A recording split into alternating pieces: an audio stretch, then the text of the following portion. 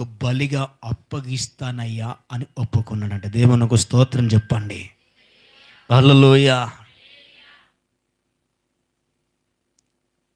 చూడండి, తాను దేవునికి మొక్కుబడి చేసినట్టుగా, దేవునితో ఒప్పందము చేసినట్టుగా, దేవునితో నిబంధన చేసినట్టుగా ఆయన శత్రువులతో పోరాడాడు, యుద్ధము చేశాడు, శత్రువులందరినీ కూడా పడగొట్టాడు. ఆయన సంతోషముతో ఉత్సాహముతో తిరిగి తన ఇంటికి వస్తున్నాడండి. దేవునికి స్తోత్రం చెప్పండి. హల్లెలూయా.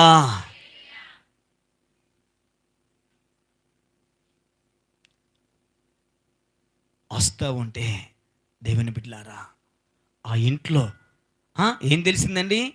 ఆ ఇంటి వారికి, ఇదిగో యోప్తా అనేటువంటి మా ఇంటి యజమానుడు, యోప్తా అనేటువంటి ఇదిగో మా యొక్క ఇంటి యజమాని ఇదిగో శత్రువును జయించాడంట, యుద్ధములో గెలుపొందాడంట.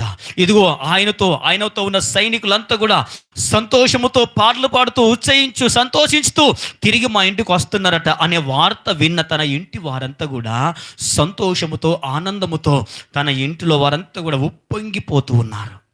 ఉప్పొంగిపోతూ ఉంటే ఆ ఇంటిలో తనకు ఒకే ఒక కుమార్తె ఏం చేసిందట? ఆ సంతోషాన్ని పట్టలేక తన తండ్రి జయాన్ని చూసి, తన తండ్రి యొక్క విజయాన్ని చూసి ఆ కుమార్తె తిరిగి ఆ ఇంట్లోంచి వెళ్ళి సంతోషంగా బయటకు వచ్చిందంట. దేవునికి స్తోత్రం చెప్పండి. హల్లెలూయా.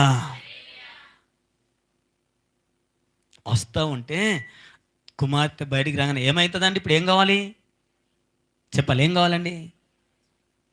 అప్పుడు యోప్తా ఏమన్నాడు చదవండి ఒకసారి. 34 వచనం చదవండి ఒకసారి. 35. కాబట్టి అతడు ఆమెను చూసి తన బట్టలు చింపుకొని, అయ్యో నా కుమారి, నీవు నన్ను బహుగా కృంగజేసితివి, నీవు నన్ను తల్లడింపజేసిన వారిలో ఒకటివై ఉన్నావు. నేను యెహోవాకు మాట ఇచ్చి ఉన్నాను గనుక వెనుతీయలేను అనగా, ఆమె, నా తండ్రి, యెహోవాకు మాట ఇచ్చి ఉంటివా? నీ నోటి నుండి బయలుదేరిన మాట చొప్పున నాకు చేయుమో. చపలు కొట్టి దేవుని నామాన్ని గణపరచండి.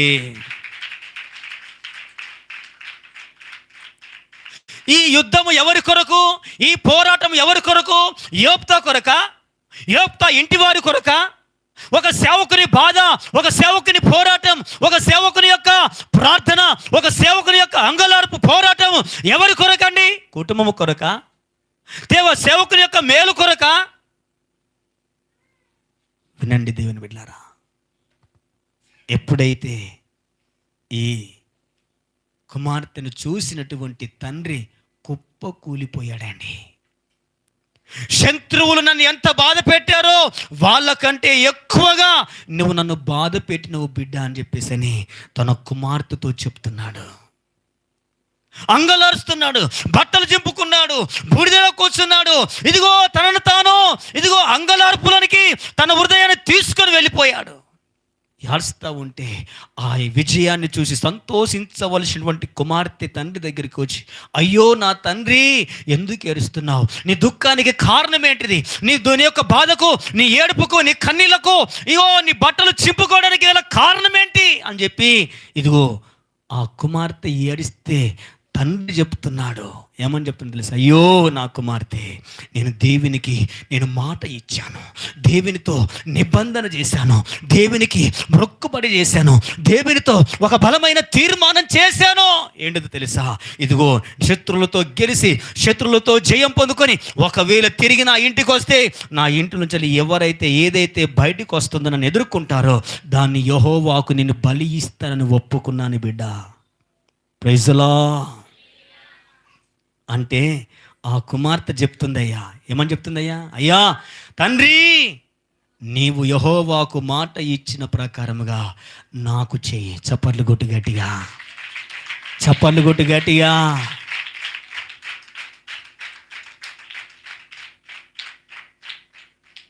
ప్రియ దేవుని సంగమా, ఒక్కసారి ఆలోచించండి. ఆమె పేరు అక్కడ రాయబడలేదు అని చెప్పాను. ఎందుకు రాయబడలేదు తెలుసా? ఆ స్థానములో నువ్వు నేను ఉండాలని. ఆ స్థానమును